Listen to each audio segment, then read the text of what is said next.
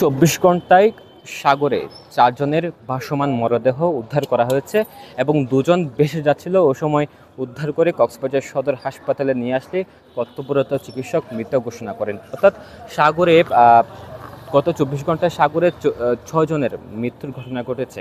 যে ঘটনাটি গতকাল বিকেল নাগাদ সৈকতের শৈবাল পয়েন্টে স্থানীয় নুরুদ্দিন নামে একজন সে মাছ শিকারে গিয়েছিলেন। ও সময় সাগরের পানিতে সে ভেসে গিয়েছিলেন এবং নিখোঁজ হয়েছিলেন।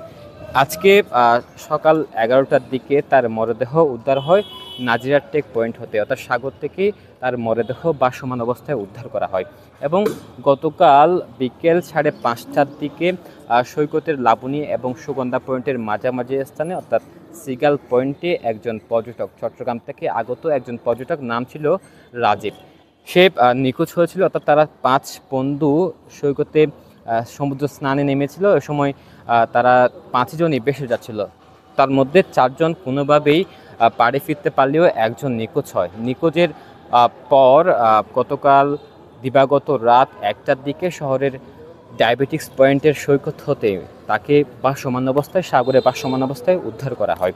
এবং আজকে দুপুর 1:45 সৈকতের কলাতুলি পয়েন্টে পিতা এবং পুত্র দুজনই সমুদ্র স্নানে নেমেছিল। ও সময় তারা ভেসে যাচ্ছিল। ভেসে যাওয়ার এক পর্যায়ে সিএসএফ লাইফগার্ড কর্মীরা তাদের দুজনকে উদ্ধার করে, অর্থাৎ জীবিত উদ্ধার করে কক্সবাজার সদর হাসপাতালে নিয়ে আসলে কর্তব্যরত চিকিৎসক মৃত ঘোষণা করেন।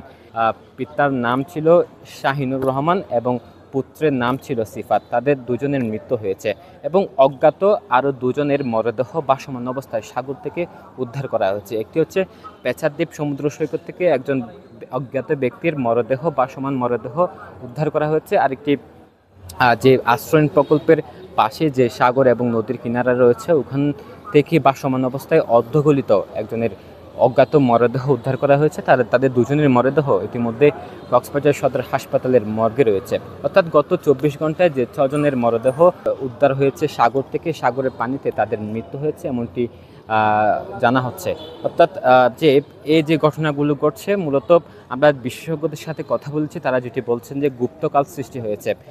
জুন, জুলাই এবং আগস্ট এই 3 মাসে মূলত গুপ্তকালগুলো সৃষ্টি হয়। সাগরে ইতিমধ্যে 5 থেকে 6টি গুপ্তকাল সৃষ্টি হওয়ার খবর শোনা যাচ্ছে এবং এই গুপ্তকালের ফাঁদে পড়ে মানুষ প্রাণ হারাচ্ছেন এবং নিখোঁজ হচ্ছেন।